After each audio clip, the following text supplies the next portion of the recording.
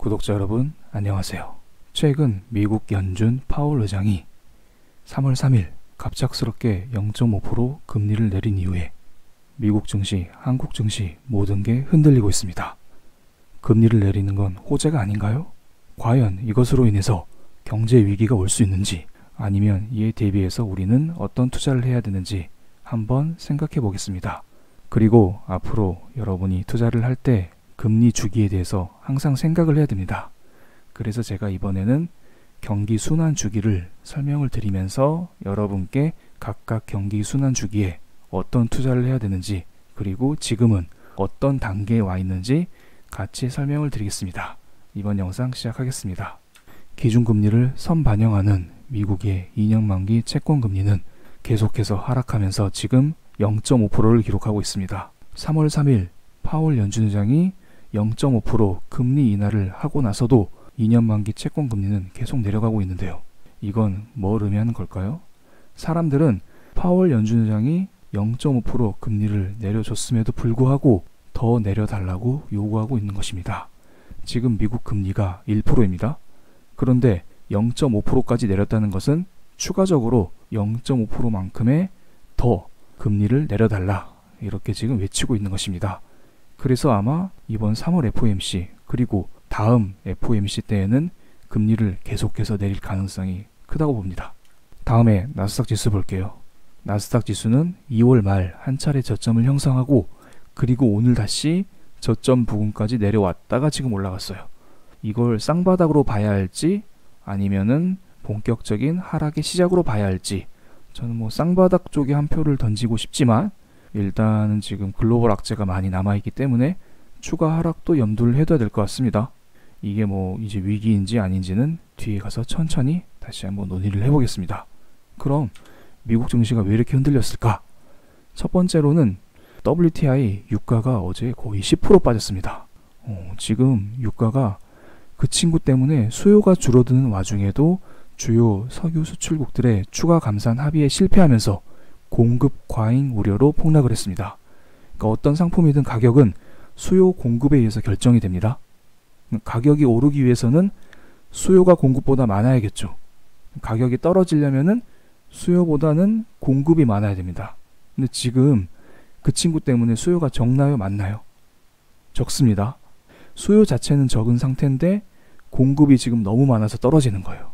그래서 석유 수출국, 오펙 플러스라고 하거든요. 러시아까지 합쳐가지고 오펙 플러스에서 모여서 지금 수요가 줄어들었으니까 우리도 이에 맞춰서 공급을 더 줄이자, 이런 게 바로 감산 회의입니다. 그런데 지금 보시면은 추가 감산안을 논의했지만 합의에 이르지 못했다.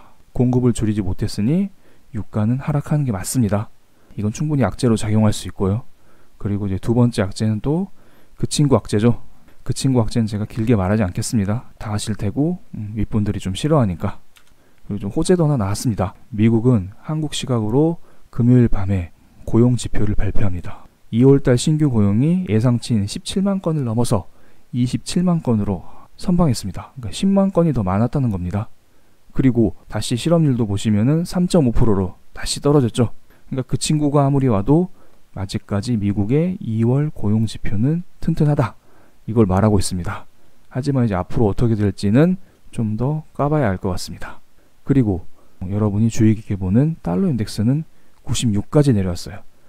원래 제가 이거 어제 봤을 때는 95점 얼마, 그러니까 96 아래로 내려왔었는데 어느 정도 지금 아래 꼬리를 달고 살짝 올라오는 느낌입니다. 그러니까 달러 인덱스는 이제 두 가지, 세 가지, 여러 가지 요인에 따라서 좌우가 되는데, 지금은 이제 가장 큰 영향을 미치는 게 금리 인하입니다. 그러니까 미국이 이미 0.5% 금리를 내렸음에도 불구하고 더 내릴 것이다 라는 이제 그런 전망이 우세하기 때문에 미국 달러의 금리, 즉 돈의 가치가 떨어지면은 자연스럽게 달러 인덱스가 떨어지는 게 맞겠죠. 그래서 달러 인덱스는 지금 100까지 찍고 나서 쭉 내려가고 있습니다. 그리고 이게 더 내려갈지, 그러니까 당분간은 이제 하향 추세를 그리겠죠. 금리 인하로 인해서 미국 경제가 다시 튼튼해지거나 주가가 안정화되거나 이런 움직임이 보여야 이 달러 지수가 안정화될 거라 봅니다. 다음은 금 가격이에요. 금 가격은 이제 거의 전고점 부분까지 올라갔죠. 제가 이제 아주 예전부터 옛날 옛적에 호랑이 한 마리가 살았습니다가 아니라 옛날 옛적에 그때 금을 샀어야 됩니다. 금이 계속 올라가고 있습니다. 2020년 금의 한 해가 될 거라고 말씀을 드려왔습니다. 금은 뭐 부동산처럼 투자하시면 될 테니까 계속 들고 계시면 될 것 같습니다. 금은 이제 달러 반대편에 서 있잖아요. 달러가 떨어지니까 금은 오를 수밖에 없습니다. 그리고 최근에 금이 급락한 적이 있었습니다. 이때는 그 친구 때문에 경제 위기가 오는 게 아니냐라는 우려가 커지면서 이런 식으로 하락을 했는데 지금 다시 올라왔죠. 그만큼 사람들은 이번에 이제 금리 인하 돈풀기 정책으로 인해서 위기보다는 이 위기를 한 단계 넘길 수 있다. 이런 돈풀기 유동성을 기반으로 추가적인 성장을 할 수 있다. 이런 기대감으로 인해서 금이 오르는 겁니다. 만약 이제 이번에 진짜 위기다 이런 게 있으면 지난번처럼 이 장대 음봉이 또 나오겠죠. 이런 식으로 푹 빠지겠죠. 1600 아래로. 그래서 뭐 금도 불안불안하고 있지만은 하지만 아직까지는 좋은 흐름을 보여주고 있습니다. 다음은 제가 이제 경기 순환 주기에 맞춰 가지고 지금이 어떤 단계인지 그리고 우리가 이제 어떤 투자를 해야 하는지 한번 제가 설명을 드리겠습니다.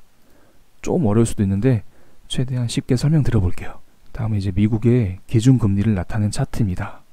2008년 경제위기 이전부터 현재까지 제가 말씀드렸고 금리가 이제 오르락 내리락 0% 유지 또 오르락 내리락 이런 식으로 금리가 순환하죠. 올랐다 내렸다 올랐다 내렸다 그런 식으로 우리의 경기도 좋아졌다 안 좋아졌다 이런 식으로 순환을 하게 됩니다. 그러니까 돌고 돈다는 의미입니다.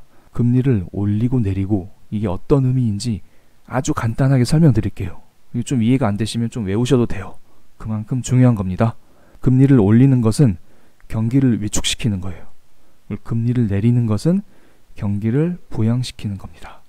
이게 무슨 말이냐면은 지금 경제가 너무 좋아요. 막 물가도 오르고 있고 그래서 중앙은행에서는 금리를 올리면서 물가도 떨어뜨리고 경기도 일부러 위축을 시키는 겁니다. 그러니까 경기가 너무 과열됐기 때문에 너네 이제 그만 커도 된다.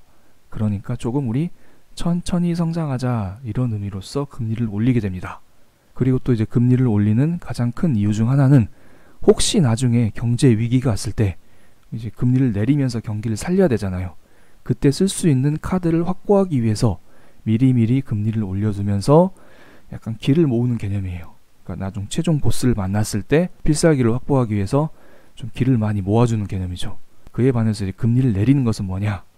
금리를 내리는 것은 경기를 부양시키는 거죠. 금리를 내리면 돈의 가치가 떨어지기 때문에 사람들은 이 돈을 빌려가지고 여기저기 쓸 수 있잖아요. 부동산 투자를 할 수도 있고 주식을 살 수도 있고 돈을 빌려서 사업을 할 수도 있잖아요. 금리를 내리면은 물가를 올릴 수가 있고 경기를 이제 부양을 할 수 있는 겁니다.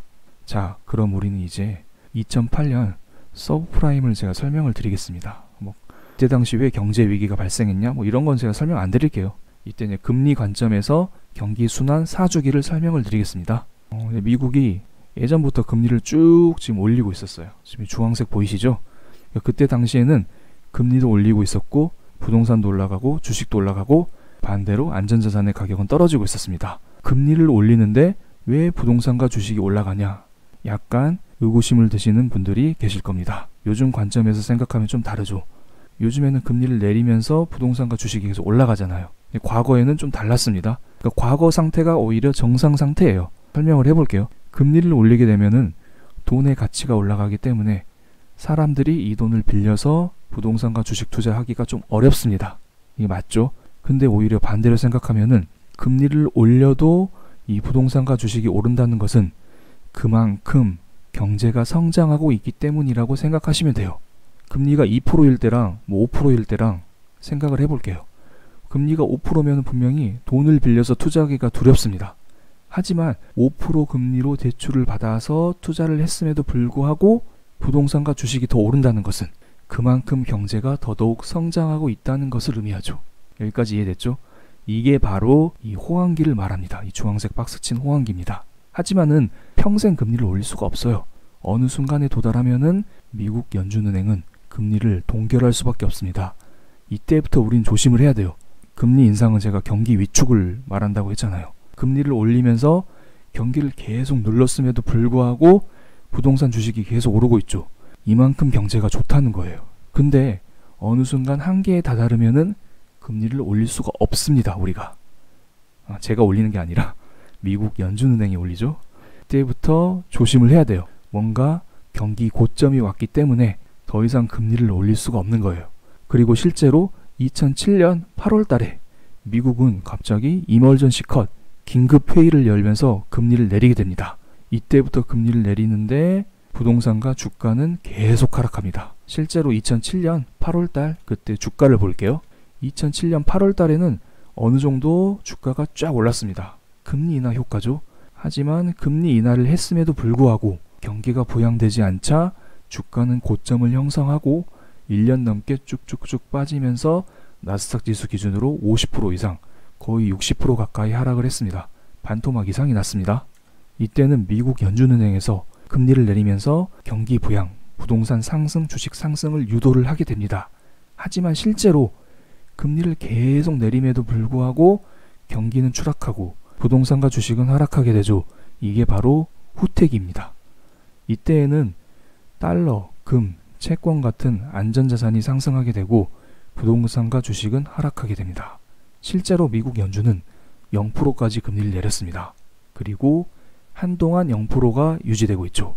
이때가 바로 침체기입니다. 침체기는 금리가 0%임에도 불구하고 사람들이 돈을 갖다 쓰질 않아요. 금리가 0%니까 돈을 갖다 쓰기에는 유리한 환경은 맞아요. 근데 이 돈을 갖다 써도 쓸 데가 없어요. 이 돈을 갖다가 부동산에 투자를 해도 부동산이 오르지 않고 주식도 잘 오르지 않고 새로운 사업을 해도 사업이 잘 안 돼요.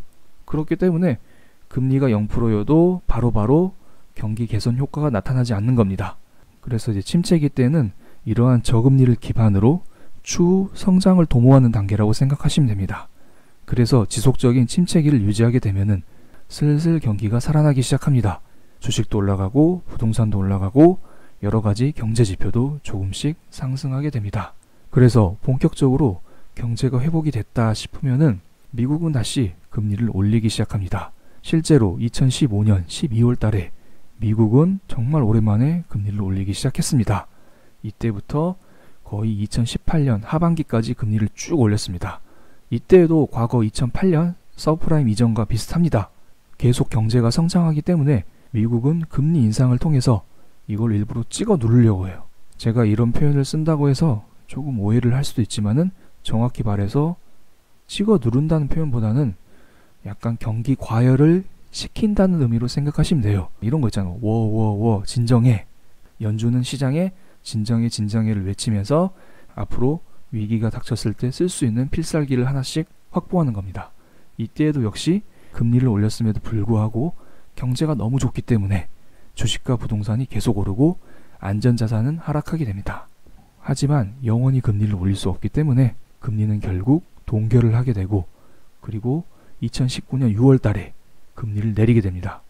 근데 여기서 좀 이상하죠. 금리를 내렸는데 부동산과 주식이 오르고 안전자산도 같이 오릅니다.